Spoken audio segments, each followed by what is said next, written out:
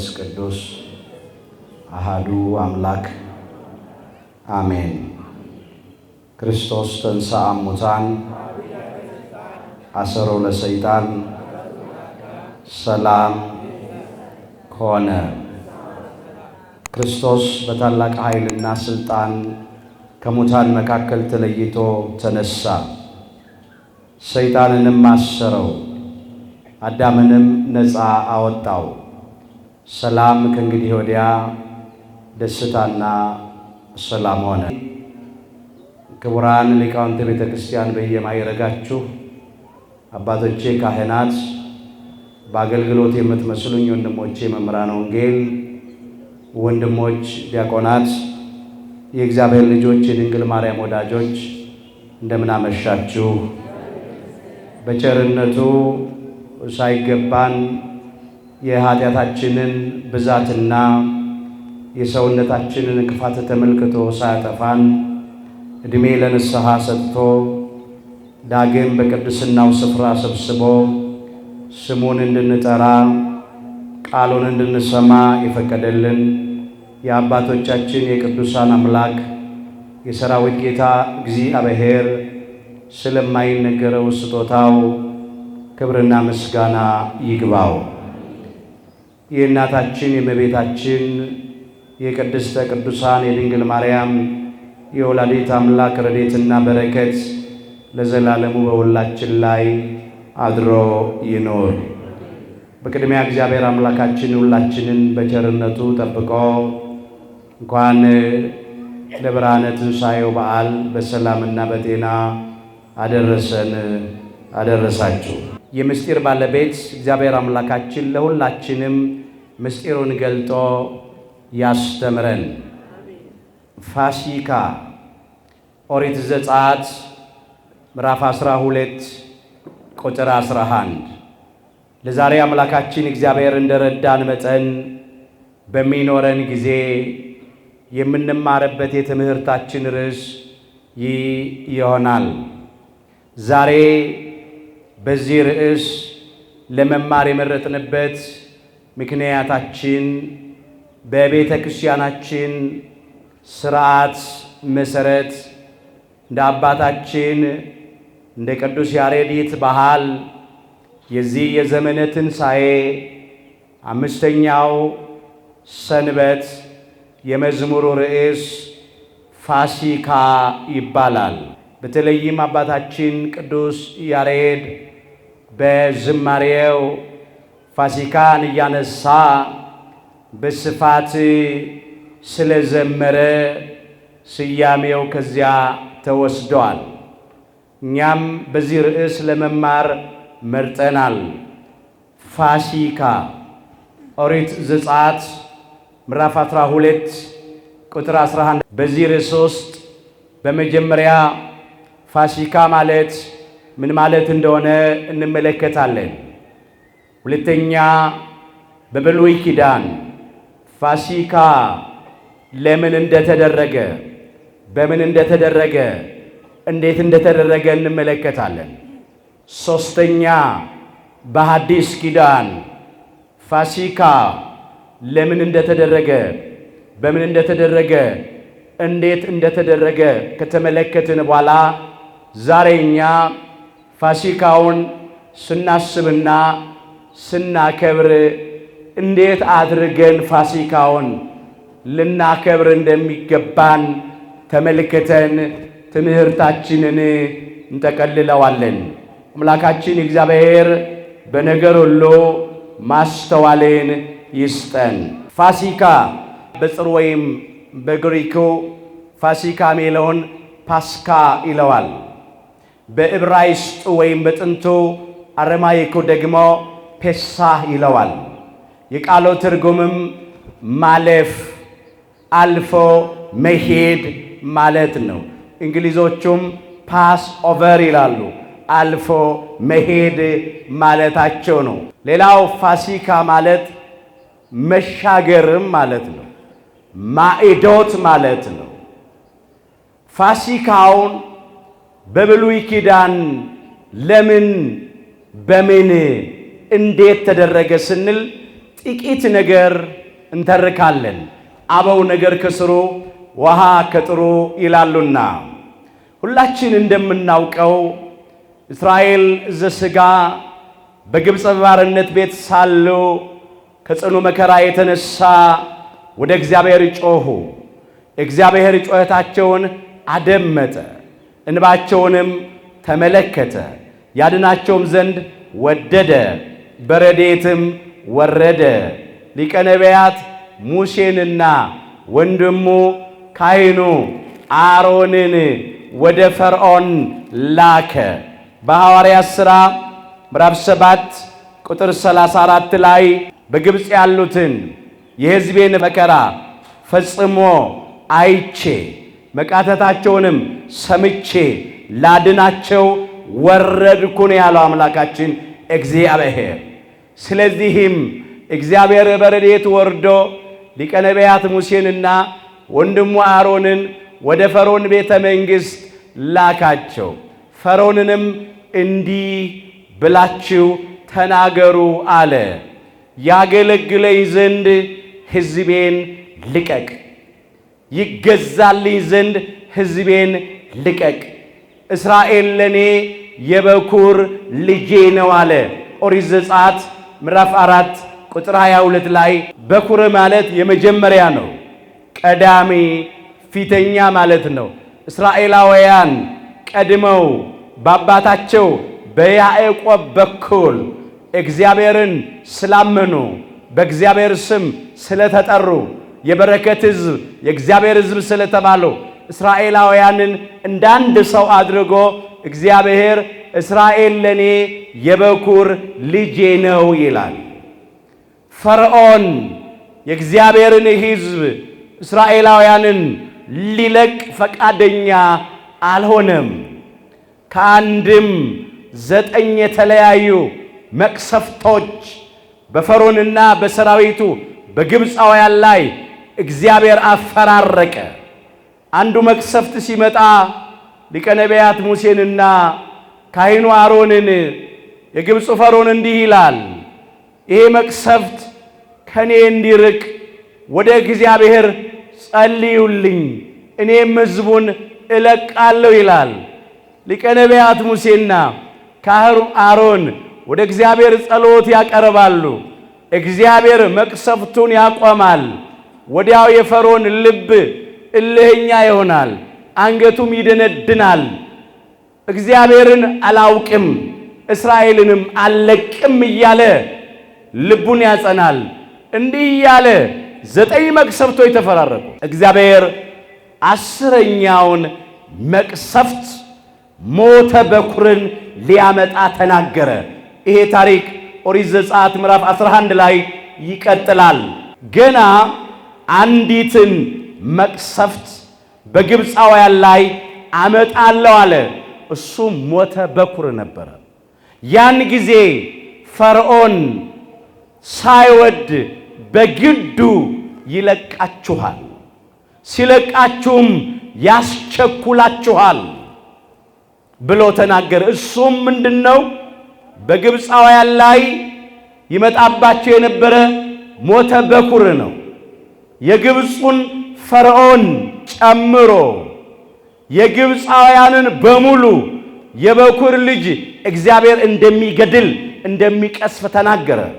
የሰዎቹን ብቻ አይደለም፣ የግብፅን የእንስሳቱን በኩር ሳይቀር የመጀመሪያውን ልጅ ወንዱን እግዚአብሔር እቀስፋለሁ ገድላለሁ አለ። ያን ጊዜ ሊቀ ነቢያት ሙሴ እንዲህ ብሎ እግዚአብሔርን ጠየቀ። እንግዲህ አለ የግብፃውያን የበኩር ልጆች የሚቀሰፉ የሚገደሉ ከሆነ የእስራኤል የበኩር ልጆችስ ምን ሊሆኑ ነው?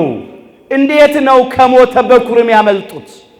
ከመቅሰፍት እንዴት ይድናሉ? አለ። አምላካችን እግዚአብሔር እንዲህ ሲል ተናገረ።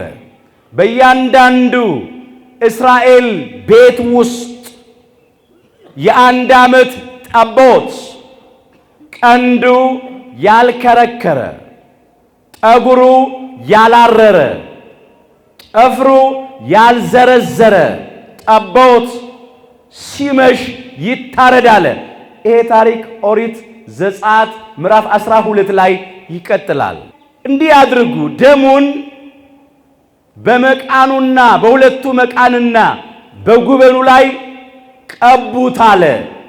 መቃን ማለት የበሩ ቋሚዎች ናቸው፣ ቀኝና ግራ ያሉት። ጉበን የሚባለው ሁለቱን ቋሚዎች የሚያገናኝ አግዳሚው ነው። እንዲህ አድርጋችሁ ቀቡ። ከዚያም ስጋውን እየጠበሳችሁ ብሉት። ጥሬውን ስጋ እንዳትበሉ፣ የተቀቀለውን ስጋ እንዳትበሉ፣ አጥንቱን እንዳትሰብሩ። ስትበሉ ከመራራ ቅጠል ጋር ትበሉታላችሁ። ስትበሉ ጫማችሁን ተጫምታችሁ፣ ወገባችሁን ታጥቃችሁ፣ በትራችሁን ይዛችሁ፣ ኮፍያችሁን ደፍታችሁ በችኮላ ትበሉታላችሁ። ያን ጊዜ ሞተ በኩር ይመጣል። ደሙን በሉ። ባየው ጊዜ ከእናንተ አልፋለሁ። እርሱ የእግዚአብሔር ፋሲካ ነው። ርዕሳችን ፋሲካ ማለት ማለፍ ነው።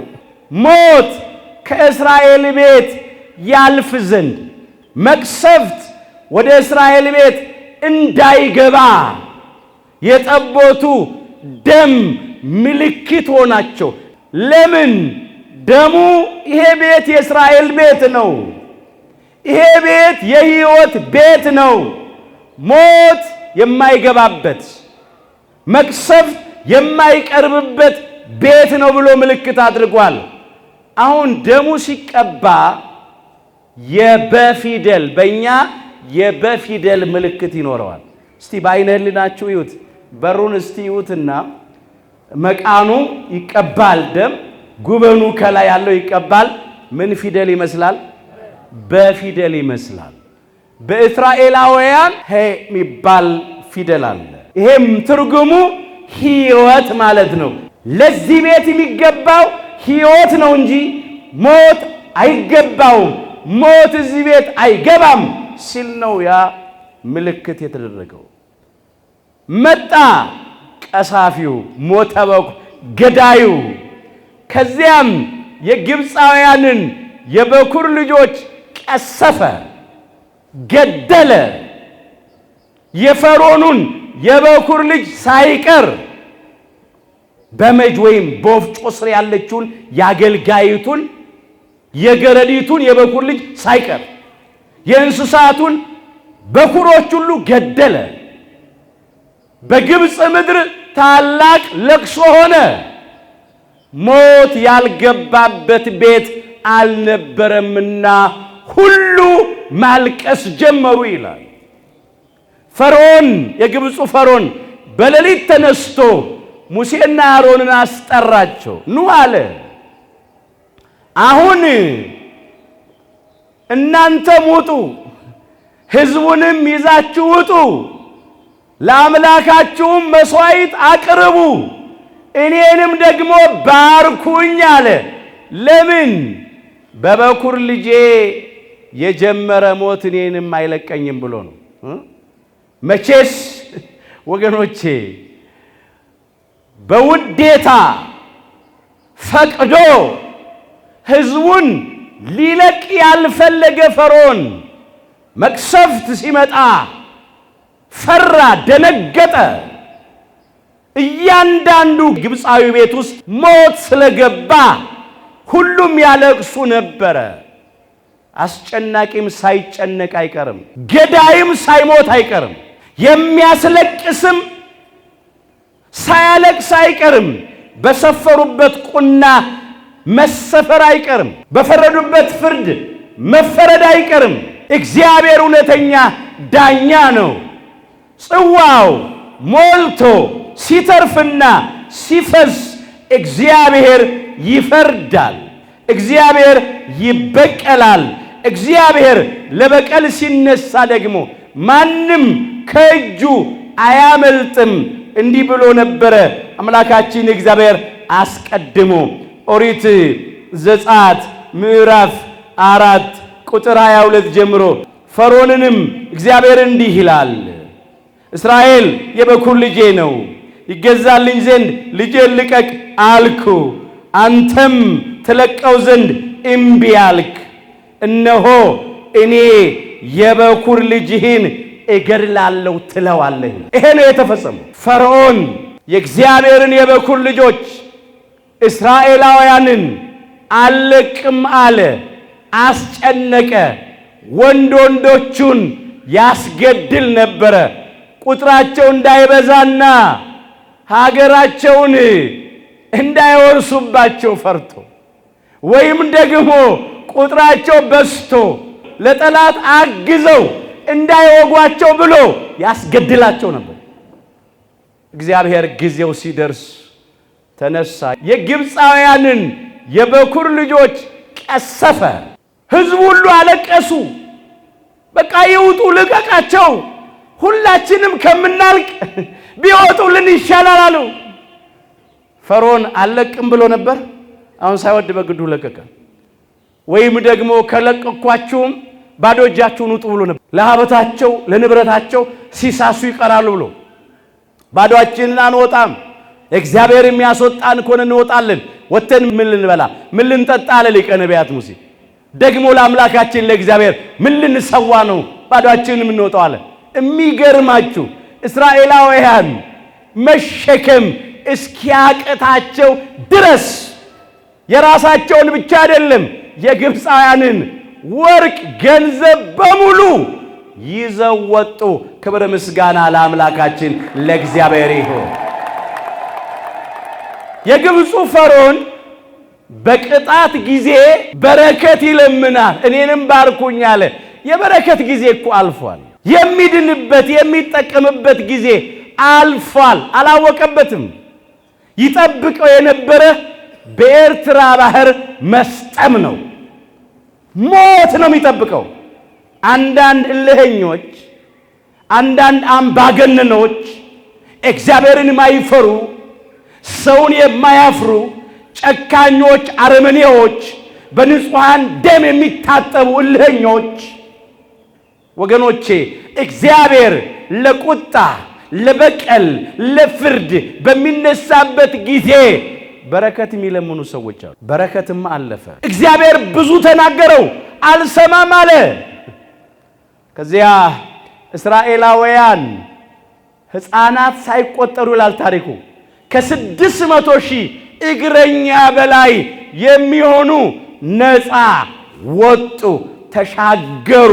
ክብር ምስጋና ለአምላካችን ለእግዚአብሔር ይሁን።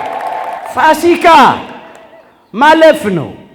ሞት ከነሱ አለፈ፣ መቅሰፍት ከነሱ አለፈ። እሱ ብቻ ግን አይደለም። ፋሲካ መሻገር ነው፣ ማዕዶት ነው። እስራኤላውያን ከግብፅ ወደ ምድረ ርስት የነፃነት ጉዞ ጀመሩ። ከመከራ ወደ ክብር ተሻገሩ። ከእስራት ተፈቱ። ቀንበራቸው ተሰበረ፣ ወጥመዳቸው ተበጣጠሰ፣ እንባቸው ታበሰ፣ ልቅሷቸው ለሳቅ ሐዘናቸው ለደስታ ተቀየረ። ፋሲካ ፍስሐም ነው፣ ደስታም ነው። እስራኤል ቤት ደስታ፣ ግብፃውያን ቤት ለቅሶ ሐዘን ተለዋወጠ እኮ ነገሩ። እስራኤል ሲደሰቱ ሲስቁ፣ ግብፃውያን ማልቀስ ቀጠሉ። እንዲህ ነው ፋሲካ የሆነው። አስተውሉ። አንተ ሳትጠፋ የምታጠፋ ወዮልህ። አንተ በአንተ ላይ ወንጀል ሳይደረግብህ ወንጀል የምታደርግ ወዮልህ። ማጥፋትህን በተውክ ጊዜ ትጠፋለህ፣ መወንጀልህን በተውክ ጊዜ ይወነጅሉሃል ይላል ትንቢተ ኢሳይያስ ምዕራፍ 33 ቁጥር 1 ላይ። የጊዜ ጉዳይ ነው። የግብፁ ፈርዖን እና ግብፃውያን እስራኤላውያንን በግፍ ነበረ የሚያሰቃዩት፣ በግፍ ነበረ የሚገድሉት።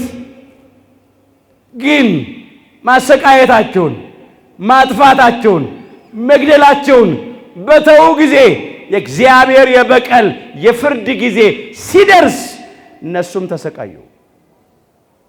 ፈርዖን ከለቀቃቸው በኋላ እንኳን ተጸጸተ። ጦሩን አስከትቶ እየገሰገሰ ወደ ኤርትራ ባህር መጣ። እስራኤላውያን በእግዚአብሔር ቸርነት በሊቀ መላእክት በቅዱስ ሚካኤል አማላጅነትና መሪነት ሊቀ ነቢያት ሙሴ ከእግዚአብሔር በተሰጠው በትር የኤርትራን ባህር ሲመታ ባህሩ ለሁለት ተከፈለ፣ እንደ ግድግዳ ቆመ፣ እንደ ሳር ክምር ሆነ። ሕዝቡ በደረቅ ተሻገሩ። ፈርዖንና ሰራዊቱ ደግሞ ሲሞክሩ እግዚአብሔር ያንን ደረቅ ያደረገውን ባህር እንደገና መልሶ በነፋስ ውሃውን አመጣ።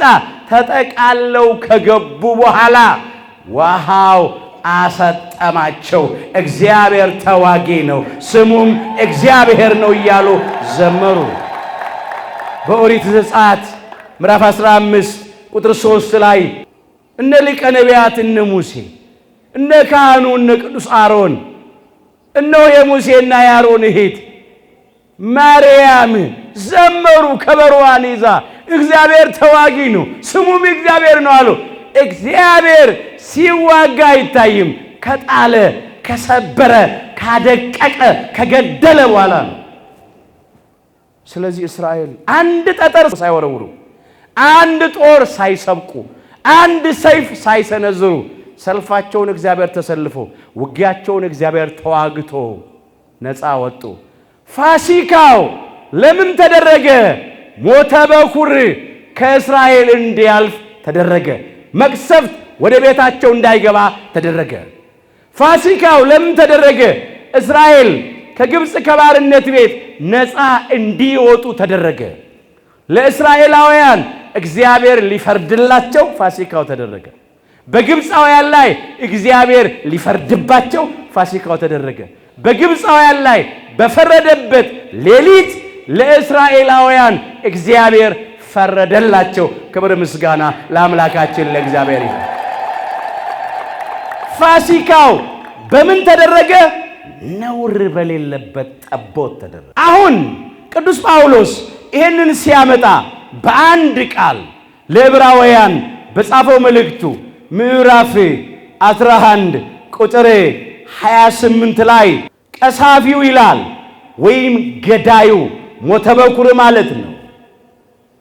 የእግዚአብሔርን የበኩር ልጆች እስራኤላውያንን ማለት ነው እንዳይቀስፍ እንዳይነካ ፋሲካንና በሉ ደም መርጨትን በእምነት አደረገ። ሊቀ ነቢያት ሙሴ ነው ይህንን ያደረገው። ምንድን ያደረገው? የእስራኤላውያን የበኩር ልጆችን ሞተ በኩር ወይም ቀሳፊው ገዳዩ እንዳይነካቸው እንዳይቀስፋቸው ፋሲካንና ደም መርጨትን በእምነት አደረገ አለ። ጠቦቱ ተሰዋ፣ ደሙን በመቃኑና በጉበኑ ላይ ረጩ፣ ስጋውን እየጠበሱ ከመራራ ቅጠል ጋር በሉት። ከዚያ መቅሰፍት ከነሱ አለፈ፣ ሞት ከነሱ አለፈ። ፋሲካ ማለት ይሄ ነው። የአዲስ ኪዳኑስ ፋሲካ ለምንድን ነው የተደረገው? በምንድን ነው የተደረገው? እንዴት ነው የተደረገው? ይሄንን ነው የምንመለከተው። ብሉይ ኪዳን ለአዲስ ኪዳን ምሳሌ ነው። አዲስ ኪዳን ትርጉም ነው። ብሉይ ኪዳን ጥላ ነው፣ አልፏል። አዲስ ኪዳን ፍጻሜ ነው፣ ምስጢር ነው። አሁን ይህንን ነው የምናየው። ያ ምሳሌ ነበረ። እስራኤል ዘሥጋ የአዳምና የኛ የልጆቹ ምሳሌዎች ናቸው። ግብፅ የሲኦል ምሳሌ ናት። እስራኤላውያንን ያስጨንቅ የነበረ ፈርዖንና ሰራዊቱ፣ አዳምና እኛ ልጆቹን ያስጨንቁ የነበሩ ዲያብሎስና ሰራዊቱ ናቸው። እስራኤላውያን በግብፅ ለ430 ዘመን እንደነበሩ አዳምና እኛ ልጆቹ ለ5500 ዘመን ሙሉ በሲኦል በባርነት ቤት ውስጥ ነበርን።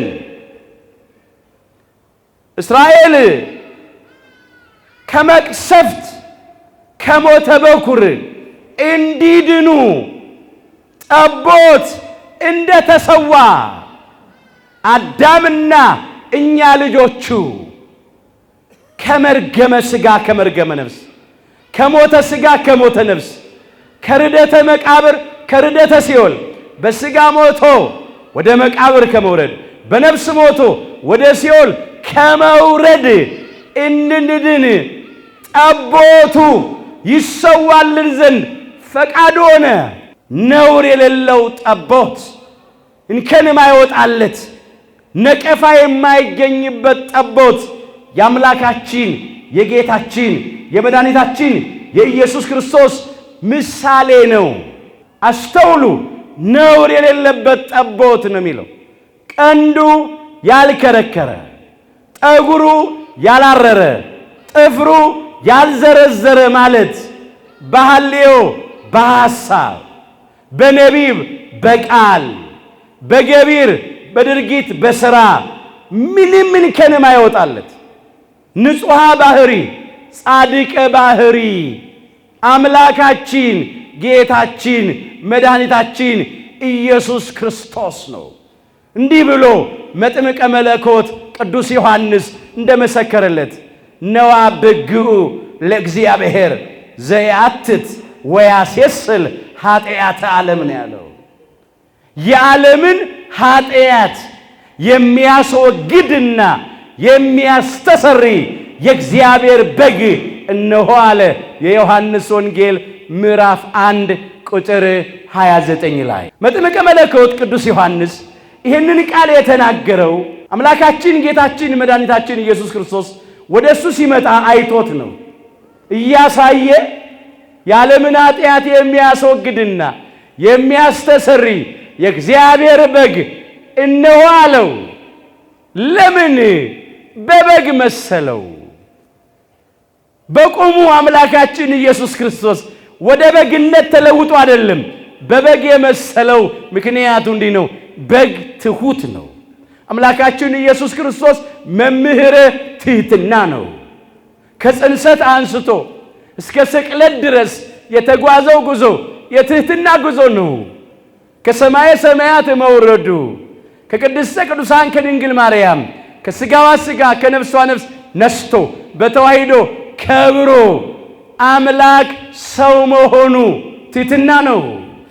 በከብቶች በረት መወለዱ፣ በግርግም ላይ መተኛቱ፣ በቅጠልና በጨርቅ መጠቅለሉ ትሕትና ነው።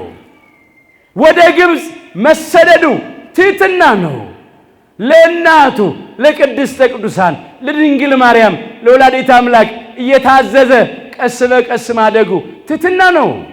30 ዘመን ሲሞላው ፈጣሪ ሳለ በፍጡር እጅ፣ የጌቶች ጌታ ሳለ በባሪያው እጅ፣ ሰማያዊ ሳለ በምድራዊው እጅ መጠመቁ ትሕትና ነው። በተናቁት በአህያይቱና በአህያይቱ ግልገል በውርንጫይቱ ላይ መቀመጡ ትሕትና ነው። በኪሩቤል ላይ የሚቀመጥ በነፋስ ክንፍ የሚበር ማንም ሊቀርበው በማይችል ብርሃን የሚኖር እሳተ መለኮት የሆነ አምላክ እኮ ነው።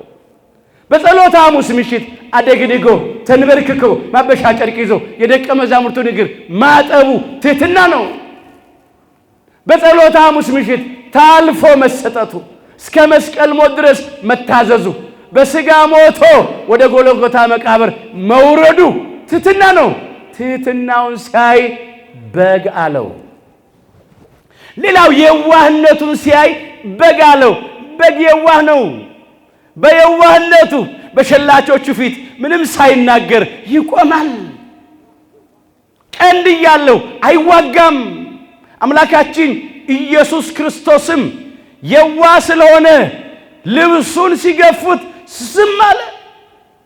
ቀሚሱን አውልቀው ዕጣ ሲጣጣሉ እርቃኑን ሲያውሉት ዝም አለ። መሸለት እኮ ማለት እኮ እንደ በግ ጠቦት ተሸለተ ይላል። እንደ በግ ለመታረድ ተነዳ ይለዋል ትንቢተ ኢሳይያስ ምዕራፍ 53 ቁጥር 7 ላይ አምላካችን ጌታችን መድኃኒታችን ኢየሱስ ክርስቶስ ይቀበል ዘንድ ያለውን መከራ እየዘረዘረ አስቀድሞ በትንቢት መነጽር ተመልክቶ ሲናገር ነው። በበግ ጠቦት መሰለው። ቀንድ የተባለ ስልጣኑ ነው፣ ኃይሉ ነው፣ የባህሪ አምላክ ነው፣ የባህሪ ፈጣሪ ነው፣ የባህሪ ጌታ ነው። ከመቀጽበት ሊያጠፋቸው ይቻለው ነበር። በየዋህነት ግን እንደ በግ ጠቦት ተሸለተ። ምንም አልተናገረም፣ ዝም አለ፣ አንደበቱንም አልከፈተም። የዋህነቱን ሲያይ ነው በግ ያለው። ምን አለ አምላካችን ኢየሱስ ክርስቶስ? ከእኔ ተማሩ እኔ የዋህ በልቤም ትሑት ነኝና። የማቴዎስ ወንጌል ምዕራፍ 11 ቁጥር 29። እንግዲህ ከዚህ በላይ ምን ትሕትና አለ? ከዚህ በላይ ምን የዋህነት አለ? ሌላው በግ በየዋህነቱ አራጆቹን ተከትሎ ወደ ቄራ ይሄዳል።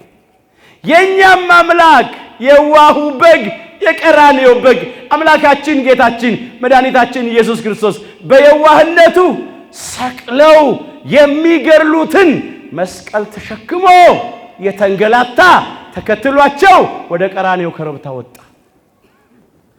ስልጣን እያለው ከመቀጽበት ሊያጠፋቸው ይችል ነበረ፣ ግን ምንም አላደረጋቸውም። እንዲሁም እንዲህ ያለ ታላቁ ሊቅ ቅዱስ ዮሐንስ አፈወርቅ በቅዳሴው በቁጣ ጎተቱት አለ፣ በፍቅር ተከተላቸዋል። የዋህነቱን ሲያይ በግ አለው። ሌላ በብሉይ ኪዳን ለኃጢአት ስርየት መስዋዕት ሆነው ይቀርቡ ከነበሩት እንስሳት መካከል አንዱ የበግ ጠቦት ነበርና ኢየሱስ ክርስቶስ ደግሞ በሉ ሕዝቡን እንዲቀድስ ከበር ውጪ መከራን ተቀበለ። ዕብራውያን ምዕራፍ 13 ቁጥር 12። ኢየሱስ ክርስቶስ ሕዝቡን በገዛ በከበረ ደሙ ፈሳሽነት እንዲቀድስ ከበር ውጪ በቀራንዮ ኮረብታ በዕፀ መስቀል ላይ ተሰቀለ። የአዲስ ኪዳኑ መስዋዕት አምላካችን ጌታችን መድኃኒታችን ኢየሱስ ክርስቶስ ነው። በብሉይ ኪዳን ለኃጢአት ስርየት ብዙ እንስሳት መስዋዕት ሆነው ቀርበዋል። የአዲስ ኪዳኑ ብቸኛ መስዋዕት አምላካችን ጌታችን መድኃኒታችን ኢየሱስ ክርስቶስ ነው። ቅዱስ ሥጋውን ቆርሶ ቀደሰን፣ ክቡር ደሙን አፍስሶ አከበረን። ለባህሪው ሞት የማይስማማው አምላክ በሥጋ ሞቶ የኛን ሞት ወስዶ የሱን ሕይወት ለኛ ሰጠን። በሞቱ ሞታችንን ሻረ፣ በትንሣኤው ትንሣኤያችንን አበሰረ። ክብር ምስጋና ለአምላካችን ለጌታችን ለመድኃኒታችን ለኢየሱስ ክርስቶስ ነው። አስተውሉ። በሚጠፋ ብር ወይም ወርቅ ሳይሆን ይላል ነውር እንደሌለበት ጠቦት በከበረ በክርስቶስ ደም እንደተዋጃችሁ ታውቃላችሁ ይላል ቅዱስ ጴጥሮስ አንደኛ ጴጥሮስ ምዕራፍ 1 ቁጥር 19 ላይ። የተዋጀነው በሚጠፋ ብርና ወርቅ አይደለም። የተዋጀነው ነውር እንደሌለበት ጠቦት በአምላካችን በጌታችን በመድኃኒታችን በኢየሱስ ክርስቶስ የከበረ ደም ፈሳሽነት ነው። ደሙን ባየው ጊዜ ከናንተ አልፋለሁ አለ። ደሙ ታይቶ ነው እኮ መርገም ከኛ ያለፈው፣ ሞት ከኛ ያለፈው፣ ፍዳ ኩነኔ ከኛ ያለፈው፣ መርገመ ሥጋ መርገመ ነፍስ፣ ሞተ ሥጋ ሞተ ነፍስ፣ እርደተ መቃብር እርደተ ሲኦል ከኛ ያለፈው የክርስቶስ ደም ታይቶ ነው። አስተውሉ። የእስራኤላውያንን የበኩር ልጆች ሞት በእያንዳንዱ ቤት ጠቦቱ ሞተላቸው። ስለነሱ ተገብቶ ጠቦቱ ሞታቸውን ስለወሰደ ከእስራኤላውያን የበኩር ልጆች ሞት አለፈ። አምላካችን ጌታችን መድኃኒታችን ኢየሱስ ክርስቶስ በዕለተ ዓርብ በቀራንዮ መስቀል ላይ ተሰቅሎ በሥጋ ስለሞተ ሞት ከኛ አለፈ። የማይሞተው ሞተ በሥጋ፣ ሞትን ይሽረው ዘንድ ሞተ በሥጋ፣ ሙታንን ያድን ዘንድ ሞተ በሥጋ እንዳሉ እነ ቅዱስ ዲዮስቆሮስ በቅዳሴያቸው በሥጋ ሞቶ የኛን ሞት ወስዶ የሱን ሕይወት ለኛ ሰጠን። ቅዱስ ጳውሎስም እንደዚህ ብሎ አንስቶታል። አንደኛ ቆሮንቶስ ምዕራፍ 15 ቁጥር 3 ላይ መጽሐፍ እንደሚል ክርስቶስ ስለ ኃጢአታችን ሞተ ይላል በሥጋ ተቀበረም። መጽሐፍም እንደሚል በሦስተኛው ቀን ተነስቷል ነው የሚለው። ሁልጊዜ በሃይማኖት ጸሎት የምናደርሰው ነው። አምላካችን ጌታችን መድኃኒታችን ኢየሱስ ክርስቶስን ክፎች በግፍ ሰቀሉት፣ ገደሉት። እንዳይነሳ መቃብሩን በሰራዊትና በመሳሪያ ኃይል አስጠበቁ። የኛ አምላክ ግን ሕይወት ስለሆነ ሞት አላሸነፈውም። ትንሣኤ ስለሆነ መቃብር ይዞ አላስቀረውም። በሦስተኛው ቀን በኃይሉና በስልጣኑ መግነዝ ፍቱልኝ፣ መቃብር ክፈቱልኝ ሳይል ተነሳ። ቅዱሳን መላእክት እንዲህ ያሉ፣ ሕያውን አምላክ ከሙታን መካከል ስለምን ትፈልጉታላችሁ? እንደተናገረው ተነስቷል እንጂ በዚህ የለም አሉ። መቃብሩ ባዶ ነው፣ ድንጋዩ ተንከባሏል፣ የአመፃ መዝገብ ተገልብጧል፣ የሞት መውጊያ ተሰብሯል። ጠላት ዲያብሎስንና ሰራዊቱን ከመንገዳችን ላይ በመስቀሉ ጠርቆ አስወግዶልናል። ክብር ምስጋና ለአምላካችን ለጌታችን ለመድኃኒታችን ለኢየሱስ ክርስቶስ ይሁን። ከእስራኤል ሞተ በኩር እንዳለፈ ከአዳምና ከኛ ከልጆቹ መርገም አለፈ፣ ፍዳ ኩነኔ አለፈ። ይህን ያጠይቃል። ግብፃውያን በኤርትራ ባሕር እንደሰጠሙ ዲያብሎስና ሰራዊቱ ተጣሉ፣ ከስልጣን ተገፈፉ፣ ከአለቅነት ተሻሩ። አሁን ዲያብሎስና ሰራዊቱ በአዳምና በልጆቹ ላይ ስልጣን የላቸውም። አምላካችን ጌታችን መድኃኒታችን ኢየሱስ ክርስቶስ ድል አድርጓቸዋልና ክብር ምስጋና ለአምላካችን ለጌታችን ለመድኃኒታችን ለኢየሱስ ክርስቶስ ነው። የዲያብሎስ ምሳሌ ፈርዖን፣ የአጋንንት ምሳሌ የግብፅ ሰራዊት ተሸንፈዋል፣ ተዋርደዋል፣ ተጥለዋል። አሁን ቦታ የላቸውም ወገኖች። ይሄንን የሚያጠይቅ ነው። ፋሲካው ለምን ተደረገ?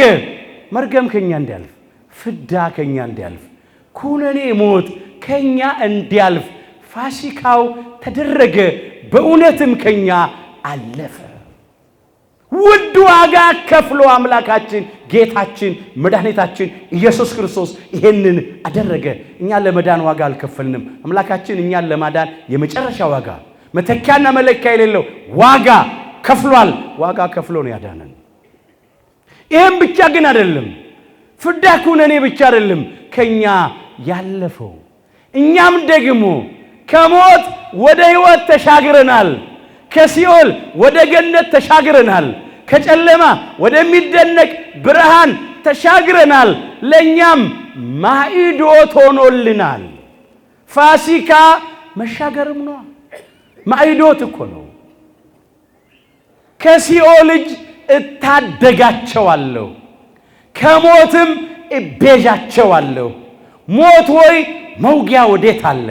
ሲኦል ሆይ ድል መንሳት ወዴት አለ? ተብሎ ተነግሮ ነበረ። ትንቢተ ሆሴዕ ምዕራፍ 13 ቁጥር 14 ላይ ለጊዜው እስራኤላውያን ከግብፅ ከባርነት ቤት ነፃ ወጡ በጠቦቱ ደም አማካኝነት። ጠቦቱ ስለተሰዋ፣ ፋሲካ ስለተደረገ፣ በሐዲስ ኪዳን ክርስቶስ የቀራንዮ በግ፣ የዋሁ በግ፣ ትሑቱ በግ፣ የእግዚአብሔር በግ የዓለምን ኃጢአት ያስወገደውና ያስተሰረየው በግ እነሆ ስለተሰዋ እኛ ደግሞ ከሲኦል ከባርነት ቤት ነፃ ወጣን። ሞት ብቻ አይደለም፣ ከእስራኤል ያለፈው መቶ በኩር መቅሰፍት ብቻ አይደለም ያለፈው። እነሱ ደግሞ ወደ ምድረ ርስት ወደ ከነዓን ወደ ዛሬቱ ኢየሩሳሌም የነጻነት ጉዞ ጀምረዋል። ከስራት ተፈተዋል። ቀንበራቸው ተሰብሯል። ወጥመዳቸው ተበጣጥሷል። ወደ ክብር ተሻግረዋል። የኛም ማሰሪያ ገመድ የኃጢአት ገመድ ተበጣጥሷል። ከስራት ተፈተናል። የከበደው ሸክማችን ቀሏል። ቀንበራችን ተሰብሯል። ከጠላት ከዲያብሎስና ከሰራዊቱ እጅ ነፃ ወጥተናል። ኃጢአት ለባህሪው ማይስማማው አምላክ ስለኛ ተገብቶ ውድ ዋጋ ከፍሎ ይህን አደረገ። ፋሲካችን ክርስቶስ በሉ ተሰቅሎልናልና። አንደኛ ቆሮንቶስ ምዕራፍ 5 ቁጥር 7 እሱ ተሰቅሎ ነው። እሱ ተሰውቶ ነው። እሱ ውድ ዋጋ ከፍሎ ነው መጀመሪያ መርገማችንን የሻረው የኃጢአታችንን ስርየት የሰጠን፣ ሁለተኛ ከዲያብሎስና ከሰራዊቱ እጅ ያዳነን የታደገን ነፃ ያወጣን እርሱ ኃጢአትን ሊያስወግድ እንደተገለጠ ታውቃላችሁ። በእርሱም ኃጢአት የለም ይላል አንደኛ ዮሐንስ ምዕራፍ 3 ቁጥር 5 ላይ ነውር የሌለበት ጠቦት ያለው ለዚህ ጠቦት አለው። በጠቦት መሰለው። የአንድ ዓመት ጠቦት ግልገል አላለውም፣ ወይም በጣም ትልቅ በግ አላለውም። ጠቦት ነው ያለው። ጠቦት ያለበት ምክንያት አምላካችን መስዋዕት ሆኖ የቀረበው የ33 ዓመት ሆኖ ነው። ዘመን የማይቆጠርለት አምላክ በሥጋ ማርያም ዘመን ተቆጥሮለታልና ከግልገል ከፍ ያለ ከበግ ዝቅ ያለ መሃል ላይ ያለው ማን ነው? ጠቦት ነው። በእድሜው 33 ዓመት ስለሆነው በሥጋ በጠቦት መሰለው። ስለዚህ መስዋዕት ሆኖ ቀረበ፣ ዓለሙን አዳነ። የአዲስ ኪዳኑ ፋሲካ ለምን ተደረገ? መጀመሪያ መርገም፣ ፍዳ፣ ኩነኔ፣ ሞት ከኛ እንዲያልፍ፣ ሁለተኛ እኛ ወደ ገነት እንድንሻገር ነፃ እንድንወጣ ማለት ነው። የመንግሥተ ሰማያትን ጉዞ እንድንጀምር ፋሲካው ለዚህ ተደረገ። ፋሲካው በምን ተደረገ? በቀራኔው በግ፣ በትሑቱ በግ፣ በየዋሁ በግ፣ በእግዚአብሔር በግ፣ በአምላካችን በጌታችን በመድኃኒታችን በኢየሱስ ክርስቶስ ቅዱስ ሥጋና ክቡር ደም ተደረገ። እስከ መስቀል ድረስ መስዋዕት ሆኖ ቤዛ ሆኖ ፋሲካውን አደረገልን። ፋሲካችን ክርስቶስ። ፋሲካው እንዴት ነው የተደረገው? ዛሬ ፋሲካውን እንዴት እናድርገው? ይሄ ነው ጥያቄው። ፋሲካው ተደርጓል። እስራኤል ካደረጉት ፋሲካ ጋራ የአዲስ ኪዳኑን ፋሲካውን እያነጻጸርን እናምጣ። እንዴት አደረጉት? ፋሲካውን ሲያደርጉት ምንድን ነበር የተባሉት? በመጀመሪያ ደሙን በመቃኑና በጉበኑ ላይ እርጩት ነው የተባሉት። ለምን? ሞት መቅሰፍት ከእናንተ እንዲያልፍ አድርገዋል። ለጊዜው መቅሰፍት ከነሱ አልፏል። በአዲስ ኪዳን ክርስቶስ የከበረ ደሙን አፍስሷል። ስለዚህ ሞት፣ መቅሰፍት፣ ፍዳ፣ ኩነኔ ከኛ አልፏል። ለወደደን ከኃጢአታችንም በደሙ ላጠበን ለእርሱ ለአምላካችን ለጌታችን ለመድኃኒታችን ለኢየሱስ ክርስቶስ ከዘላለም እስከ ዘላለም ክብር ምስጋና ይሁን፣ አሜን። ቅዱስ ዮሐንስ በራእዩ መዝግቦታል። ራእየ ዮሐንስ ምዕራፍ 1 ቁጥር 5 ወምድርን ትገብር ፋሲካ ተሐጺባ በደመ ክርስቶስ እያልን ነው የምንዘምረው። ምድር ፋሲካውን ታደርጋለች። ምድር ፋሲካውን ታከብራለች። በምድር እኛን የሰው ልጆችን ይናገረናል። ለመጽሐፍ ቅዱስ በማደሪያው አዳሪዎቹን በመኖሪያው ነዋሪዎቹን መናገር ልማድ ነውና ምድር የተባልን እኛ አዳምና ልጆቹ ፋሲካን እናደርጋለን። ለምን? በክርስቶስ ደም ታጥበናል፣ በክርስቶስ ደም ነስተናል፣ በክርስቶስ ደም ተቀድሰናልና። ይህንን የሚያጠይቅ ነው። አስተውል ወገኖቼ። አምላካችን ጌታችን መድኃኒታችን ኢየሱስ ክርስቶስ መስዋዕት ሆኖ ቀርቧል። ደሙን በመቃኑና በጉበኑ ላይ መርጨት ማለት እንዲሁ ብቻ አይደለም። ዛሬ የአምላካችን የጌታችን የመድኃኒታችን የኢየሱስ ክርስቶስን ቅዱስ ሥጋውን መብላት ነው፣ ክቡር ደሙን መጠጣት ነው። ይሄን ስናደርግ አጋንንት አይቀርቡንም፣ ሞት አያገኘንም። ዘበላ ሥጋዬ ወሰቴ ደሜ ቦ ሕይወት ዘለዓለም፣ ሥጋዬን የበላ ደሜንም የጠጣ የዘላለም ሕይወት አለው። የዮሐንስ ወንጌል ምዕራፍ 6 ቁጥር 54። እስራኤል ዘሥጋ የጠቦቱን ደም መቃኑና ጉበኑን ቀቡ፣ ሞት ወደ ቤታቸው አይገባም፣ ሕይወት አገኙ፣ ከሞት አመለጡ። እኛም ዛሬ ሥጋውን እንብላ ደሙንም ጠጣ፣ ለዘላለም በሕይወት እንኖራለን። ይህንን ማድረግ ነው። ስትበሉ ጥሬውን እንዳትበሉ፣ የተጠበሰውን ብሉ። ጥሬውን አትብሉ ማለት የበሉት የጠጡት ደም ይሆናል። አስተውሉ። ነፍስ ደግሞ በደም ውስጥ ታድራለች። ነፍሳችሁ የምታድርበትን ደማችሁን በርግጥ እሻዋለሁ ይላል ኦሪት ዘፍጥረት ምዕራፍ 9 ቁጥር 5 ጀምሮ። የበሉት የጠጡት ደም ነው የሚሆነው። ደግሞ ደም የነፍስ ማደሪያዋ ነው። ጥሬ ከሆነ ጥሬ መብላት ነፍስ እንደ መብላት ነው። ስለዚህ ጥሬውን አትብሉ የተባሉት እነሱ የደማዊቱን ነፍስ የጠቦቱን ነፍስ አብረው እንዳይበሉ፣ የነፍስ ማደሪያዋ ደም ስለሆነ ማለት ነው። አንዱ እሱ ነው። ሌላው በብሉይ ኪዳን እስራኤል ዘሥጋ ደም አይበሉም። ለምንድን ነው? ደም ለኃጢአታቸው ስርየት መስዋዕት ሆኖ ይቀርብ የነበረ ነው፣ ለእግዚአብሔር የሚሰዋው። ስለ ሁለት ምክንያት አሁን ጥሬ ያለ መብላት ማለት በአዲስ ኪዳን የምንቀበለው ሥጋና ደም ነፍስ የተዋሃደው ነው። አትበሉ። ነፍስ የተለየው መለኮት የተዋሃደው ቅዱስ ሥጋውን እንበላለን፣ ክቡር ደሙን እንጠጣለን በሉ ለማለት እኮ ነው። ጥሬ አትብሉ ማለት እኮ ነው። እኛ የምንቀበለው ሥጋና ደም ነፍስ የተለየው መለኮት የተዋሃደው ነው። ይህም ማስተዋል ያስፈልጋል። ሌላው ምን አለ? የተቀቀለውን አትብሉ አለ። የተቀቀለውን አትብሉ ማለት ደግሞ እንደዚህ ነው። ሲቀቀል ሥጋ ከአጥንቱ ምን ይላል? ይለያል፣ ሥጋው ይፈርሳል እዛው ውስጥ። አምላካችን ጌታችን መድኃኒታችን ኢየሱስ ክርስቶስን በመቃብር ሥጋው መፍረስን መበስበስን አይቷል፣ አግኝቶታል። አትበሉት ለማለት ነው። ቅዱስህንም በሉ መበስበስን ያይ ዘንድ አትሰጠው። አባታችን ክቡር ዳዊት የዘመረው መዝሙር ነው። እዚያ መዝሙር 15 ቁጥር 10 ጀምሮ ተመዝግቧል። ስለ አምላካችን ስለ ጌታችን ስለ መድኃኒታችን ስለ ኢየሱስ ክርስቶስ ትንሣኤ የተናገረው ቃል ነው። ስለ ክርስቶስ ትንሣኤ አስቀድሞ አይቶ ሥጋው በመቃብር መፍረስን መበስበስን እንዳላየ ተናገረ ብሎ ሊቀ ሐዋርያት ቅዱስ ጴጥሮስ በበዓለ ሃምሳ ስሙ አምጥቶ በሐዋርያት ሥራ ምዕራፍ 2 ቁጥር 31 ጀምሮ ተናግሮታል። ነፍሱ በሲኦል እንዳልቀረች ሥጋውን በመቃብር መፍረስን መበስበስን እንዳላየ ተናገረ አለ። የተቀቀለውን አትብሉ ማለት ክርስቶስ በመቃብር ፈርሶ በስብሶ ቀርቷል። አትበሉ።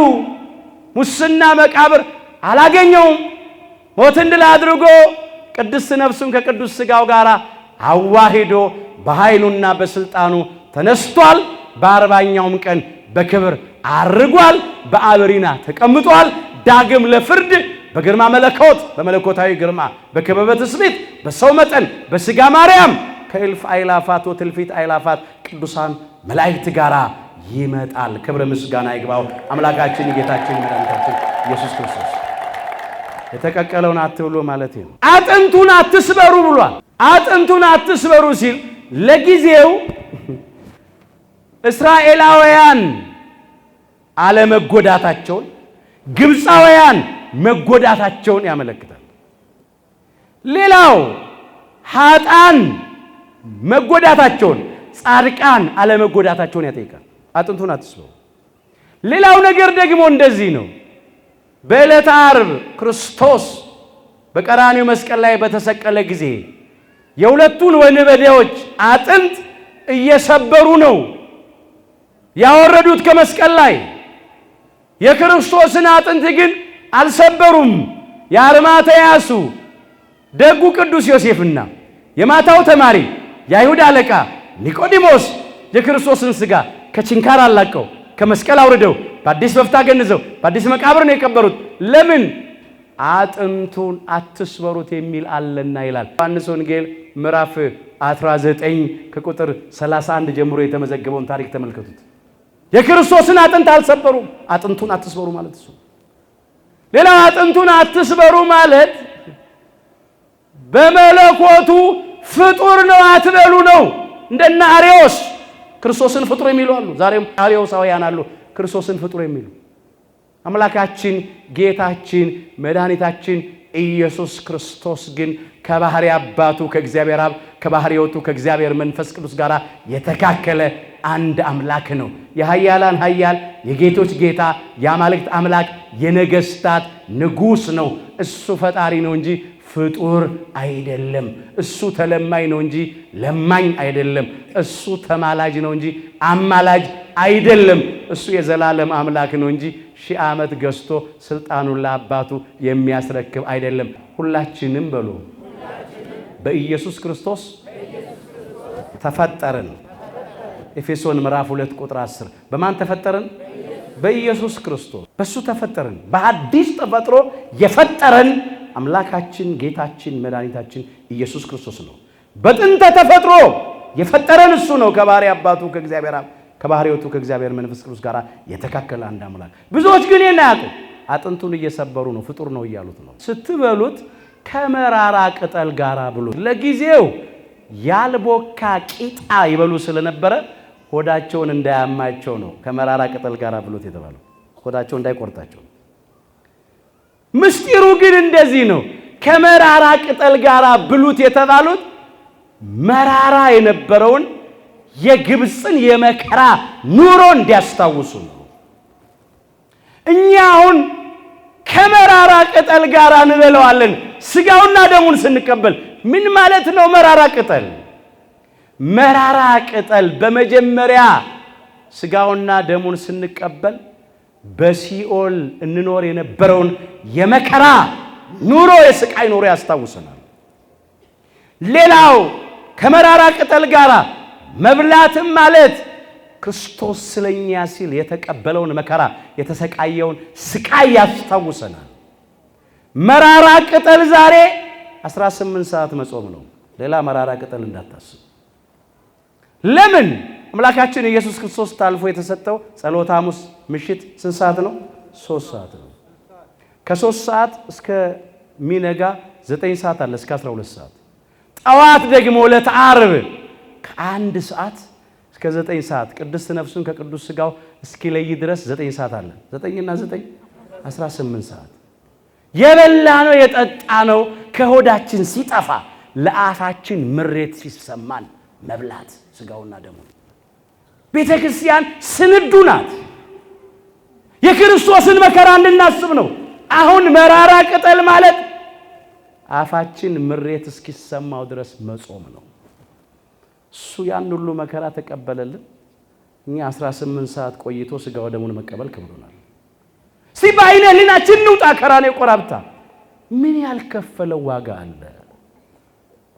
እንዴት ነው እኛ 18 ሰዓት ከእህል ከውሃ ተከልክለን መቆየት ያቃተን? አንዳንዶቻችን ደፋሮች ሆነናል። ምን አለበት የሚሉ ሰዎች አሉ። በፍጹም አሁን ማታ እኮ ብዙ ሰዓት በምን ያልፋል? በእንቅልፍ እኮ ያልፋል። ትንሽ ሰዓት እኮ ነው ከምግብ ከውሃ ተከልክለን መቆየት። የጤንነት ችግር ከሌለ በስተቀር ከ7 ዓመት በታች የሆኑ ሕፃናት ካልሆኑ በስተቀር ጤነኞች ሁላችን 18 ሰዓት ቆይተን መቀበል። ስጋውን ስትበሉ የጠቦትን ስጋ ስትበሉ ጫማችሁን አጥልቃችሁ ብሉ ነው ያላቸው። ጫማ መጫመት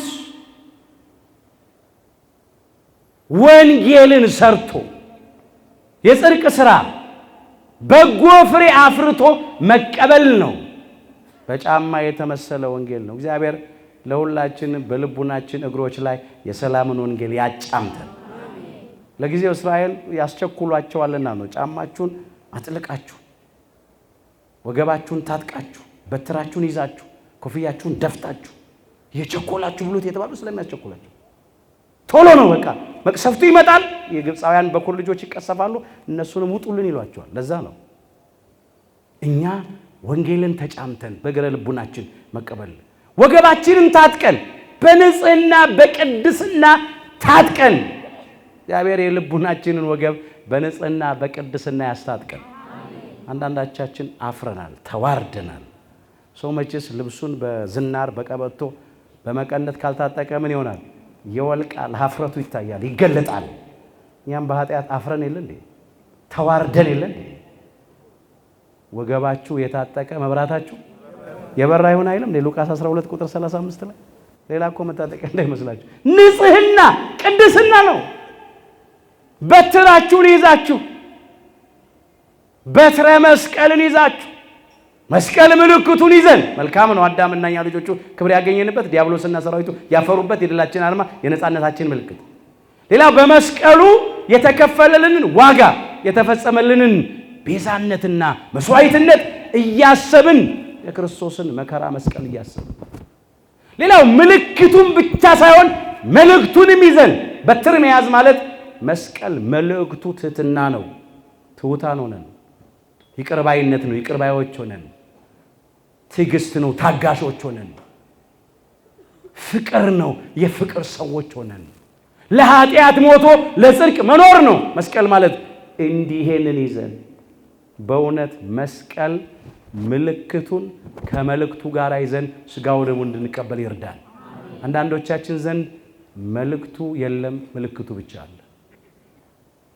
አምላካችን ግን ምልክቱን ከመልእክቱ ጋር ይፈልጋል። ኮፍያችሁን ደፍታችሁ ይሄ ደግሞ አክሊለ ሦክን ክርስቶስ የሕይወት አክሊል የብርሃን አክሊል ሊያቀዳጀን የተደፋበትን የእሾህ አክሊል እያሰባችሁ ተቀበሉ። የእሾህ እንዳይመስላችሁ እኮ ከብረት የተሰራ እሾህ እኮ ነው የደፋው ለኛ ሕይወት አክሊል ሊያቀዳጅ።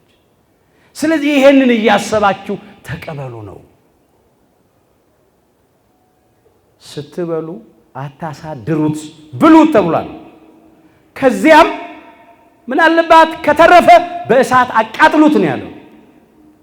አድርገውታል፣ ያደርጉታል እነሱ። ምን ማለት ነው? ክርስቶስ በቀራኔው ኮረብታ በመስቀል ላይ ተሰቀለ። ሥጋው በመስቀል ላይ አላደረም። የተሰቀለበት ቀራኔው ለተቀበረበት ጎልጎታ ቅርብ ስለሆነ በዕለቱ ከመስቀል አውርደው በ11 ሰዓት ቀብረውታል። ይሄ የሚያመለክት ነው። ሌላው ካሳ ሳይፈጸም አደረ አትበሉ ነው። ክርስቶስ ካሳ ከፍሏል፣ አድኖናል፣ ታድጎናል። ይሄን ያጠይቃል። ከአንድ ቦታ ወደ ሌላ ቦታ አትውሰዱት፣ በዚያው በተሰዋበት ቦታ ይለቅ ይጨረስ ነው ያለው። ይሄም በኦሪት ዘዳግም ምዕራፍ 16 ከቁጥር 3 ጀምሮ ተመዝግቧል። ፋሲካው እንዴት እንደሚደረግ በአንድ ቤተ መቅደስ ይሰዋል። ከዚህ ቤተ መቅደስ እዚሁ ነው የሚያልቀው፣ ሌላ ቦታ አይወሰድም። አልታዘዘም። በዛው ቤት ይለቅ ነው የተባለው። በአንዲት ቤተ ክርስቲያን ይሰዋል፣ በዛው ያልቃል። በየቦታው እየወሰደ አይሰዋም። የእግዚአብሔር ስም በሚጠራበት በቅድስናው ስፍራ ነው ፋሲካው የሚደረገው። በዚህ ነው ቅዱስ ሥጋውና ክቡር ደሙ ዕለት ዕለት በቅዳሴ ጊዜ እየተፈተተ የሚቀርበው በቤተ መቅደስ በቤተ ክርስቲያን ነው። በሌላ ቦታ አይሆንም። አልታዘዘም። ይህንን ያጠይቃል። አምላካችን ጌታችን መድኃኒታችን ኢየሱስ ክርስቶስ እነሆ መቼ እንደሚመጣ ስለማናውቅ እኛ መቼ እንደምንሞት ስለማናውቅ እየቸኮልን መብላት፣ ፈጥነን መብላት፣ ቶሎ ብለን መብላት፣ ወጥቶ መግባት የለም፣ ተቀምጦ መነሳት የለም። ዘመኑ እጅግ አጭር ነው። እድሜያችን ከሸማኔ መሮራ ይልቅ እየቸኮለ ነው። ከሚሮጥ ሰው ይልቅ እየፈጠነ ነው። ተዘጋጅታችሁ ኑሩ ነው። እነሱ ቸኩለው ነበረ እንዲህ በሎ የታዘዙት። እኛም እንቀበል ሥጋው ደሙን። መቼ እንደምንጠራ አናውቅም። አሁን ሞት ደጃፋችን ላይ ነው። የሰው ሕይወት በዚህ ዘመን በጣም ርካሽ ነው፣ ዋስትና የለንም። ስለዚህ ቶሎ ፈጥነን መብላት አለብን። የበላነውን እንብላ፣ የተረፈውን ደግሞ በእሳት ጨምሩት አለ። ያወቃችሁትን አውቃችሁ፣ የተመራመራችሁትን ተመራምራችሁ፣ የደረሳችሁበትን ደርሳችሁ፣ ሌላውን ደግሞ ማን ያውቃል? እግዚአብሔር ያውቃል፣ መንፈስ ቅዱስ ያውቃል በሉ። የኛ እውቀት ውስን ነው። በእሳት መጨመር ማለት በእሳት የተመሰለ መንፈስ ቅዱስ ለሱ መስጠት ነው። በቃ ጾም ድንቅ ማለት ነው። አንተ ግሩም ነው ማለት ነው። እግዚአብሔር እንዲበሉት ስራ ግሩም ነው ማለት ነው። የኛ አቅም የተወሰነ ስለሆነ ይሄንን አድርጉ ነው የተባልነው። የመጨረሻው ነገር ፋሲካውን ማድረግ እርሾን አስወግደን። እስራኤላውያን ፋሲካን ሲያደርጉ አሮጌውን እርሾ ከቤታቸው ያስወግዳሉ። አሮጌ እርሾ ቤት ውስጥ መገኘት፣ አሮጌ እርሾ መወገድ አለበት። ፋሲካው ከአሮጌ እርሾ ጋር አይደረግም። ምን አለ ቅዱስ ጳውሎስ? ፋሲካችን ክርስቶስ ተሰቅሎልናልን አለ። እንግዲህ አለ የቂጣውን በዓል በአሮጌ እርሾ በትዕቢት፣ በቅንዓት፣ በክርክር፣ በአድመኝነት አናድርግ አለ። አዲሱን ሊጥ ትሆኑ ዘንድ አሮጌውን እርሾ አስወግዱ። ለምን? ጥቂት እርሾ ሊጡን ሁሉ ያቦካዋል። እስራኤላውያን ከቤታቸው እርሾ ያስወግዳሉ። ለምንድን ነው? ለጊዜው በቁሙ ያልቦካ ቂጣ ይበሉ ስለነበር ነው። ሊጡን በማቡኪያ ተሸክመው ነው እየሮጡ የወጡት። ስለዚህ ነው ቂጣ የሚበሉት በቁሙ። እሱ ምስጢሩ ግን ከባርነት ኑሮ ምን አለን? ተላቀቅን። ያው መቼስ አሮጌ እርሾ ይኮመጥታል አይደል? ያ የመከራ ኮመጠጠ ነገር ደግሞ ይጣፍጣል። ያ የመራራ ሕይወት ከኛ አለፈ ነው። አሁን አሮጌ እርሾ ማስወገድ ከመራራ ሲኦል፣ ከባርነት ቤት፣ ከዲያብሎስ አገዛዝ ነፃ ወጥተናል። አሁን የሚመር የኃጢአት ሥራ ከኛ ሕይወት መወገድ አለበት። አሁን አሮጌውን እርሾ የምናስወግደው ማቡኪያ ከተባለ ከልቡናችን ከሕይወታችን ነው። በአንዳንዶቻችን ልቡና ውስጥ እስካሁን አሮጌ እርሾ አለ። የቅናት፣ የሐሜት፣ የተንኮል፣ የትዕቢት፣ የሐሰት፣ የሥጋ ሥራ፣ የጨለማ ሥራ አሮጌ እርሾ አለ። ይሄ መወገድ አለበት። ፋሲካ የሚሆነው እርሾውን አስወግደን ስናከብረው ነው። ከነ ዝሙት፣ ከነ አምልኮተ ጣዖት እየሰከርን ዳንኪራ እየረገጥን እየጨፈርን እየዘፈን እየደነስን በሲጋራ በጫትና በአሽሽ ሱስ ሆነን ፋሲካ ብንል ፋሲካው አልገባንም። ለአንዳንዶቻችን ፋሲካ ልማድ ሆኗል። ከልማድ ወጥተን በእውነት ትርጉሙ ገብቶን ፋሲካን እንድናከብር አምላካችን በቸርነቱ ሁላችንን ይርዳን። ከሁላችን ሕይወት ውስጥ አሮጌውን የመለያየት፣ የጎጠኝነት፣ የነውር፣ የርኩሰት እርሾ አምላካችን ያስወግድልን። ጥቂት እርሾ ሊጡን ሁሉ ምን ይለዋል? ያቦካዋል፣ ያበላሸዋል። እንደ ግል ተበላሽተናል፣ እንደ ቤተሰብ ተበላሽተናል፣ እንደ ሀገርም ተበላሽተናል በአሮጌ እርሾ ምክንያት። ፋሲካ የሚደረገው በአሮጌ እርሾ አይደለም። አዲስ ሕይወት ሊኖረን ይገባል። በአዲስ ሕይወት ልንመላለስ ይገባል። ብዙዎች ፋሲካን አድርገው ኤርትራን ባህር ተሻግረው ምድረ ርስት ከነዓንን ሳይወርሱ ኢየሩሳሌም ሳይደርሱ በመንገድ ላይ በምድረ በዳ ቀርተዋል። እግዚአብሔር ከነርሱ በሚበዙት ደስ አላለውም። እኛም በግብፅ ከተመሰለች ከሲኦል ነፃ ወጥተን በፈርዖን ከተመሰለው ከዲያብሎስ እጅ ተላቀን ወደ መንግሥተ ሰማያት በምናደርገው ጉዞ በምድረ በዳ በሲኦል ወድቀን እንዳንቀር አምላካችን በቸርነቱ ይርዳን። ብዙዎች ነፃ ከወጡ በኋላ ባሪያዎች ሆነዋል። ከከበሩ በኋላ ተዋርደዋል። ከተቀደሱ በኋላ ረክሰዋል። ከተፈቱ በኋላ ታስረዋል። አንዳንዶች ባለማወቅ፣ አንዳንዶች አውቀው በድፍረት እዚያ ውስጥ አሉ። በምድረ በዳ ዓለም ውስጥ ለሰይጣንና ለሰራዊቱ ባሮች ሆነው የሚገዙትን ወገኖቻችንን ከዚያ ፈልቅቆ ያውጣል። እኛም ደግሞ ለጠላት ለዲያብሎስና ለሰራዊቱ ታልፈን እንዳንሰጥ እግዚአብሔር በቸርነቱ ይጠብቀን። በነፃነት ልንኖር በሉ። ክርስቶስ ነፃነት አወጣን። እንግዲህ ጸንታችሁ ቁሙ፣ እንደገናም በባርነት ቀንበር አትያዙ። ገላትያ ምዕራፍ 5 ቁጥር 1 ላይ ፋሲካ ይሄ ነው እንግዲህ። ፋሲካ ነፃ መውጣት ነው። ፋሲካ ሞት፣ መቅሰፍት፣ ፍዳ ኮነኔ ከኛ አለፈ፣ እኛ ደግሞ ነፃ ወጣን፣ ተሻገረን። ስንቶቻችን ነፃነታችንን ጠብቀን እየኖርን ነው? ማንም ሰው ለሚወደውና ለተሸነፈበት ነገር ለሱ ተገዝቶ ባሪያ ነው የሚሆነው። የእግዚአብሔር ፍቅር የሁላችንን ልቡና ይግዛልን። ፋሲካ ኦሪት ዘጸአት ምዕራፍ 12 ቁጥር 11 የሁላችንን መጨረሻችንን አምላካችን እግዚአብሔር በቸርነቱ ያሳምርልን።